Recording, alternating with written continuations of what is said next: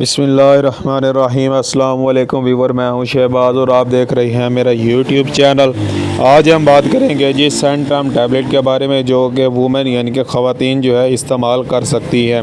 ये जो Centrum tablet है ये ख़ास तौर पर इस्तेमाल की जाती है अगर आपके जो यानी कि कंधों में दर्द रहता है, पट्ठों में दर्द रहता है, कमज़ोरी है, तो आप ये मेडिसिन इस्तेमाल कर सकते हैं।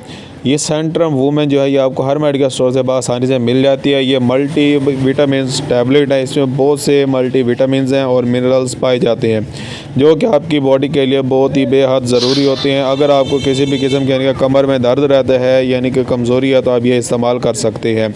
इसका जो तरीका इस्तेमाल है वो है जी, एक गोली रोज़ाना जो है ना आपने ये टैबलेट इस्तेमाल करनी होती है। इसके साथ साथ मैं आपको बताऊँ, ये जो यानी कि 30 से 40 साल जो उम्र है अगर आपकी, तो वो जो है आप इस्तेमाल कर सकते हैं। ये टैबलेट एक गोली सुबह या फिर एक गोली रात को, यानी कि आपने ये जो मेडिसिन है ये एक टाइम जो है इस्तेमाल करनी होती है।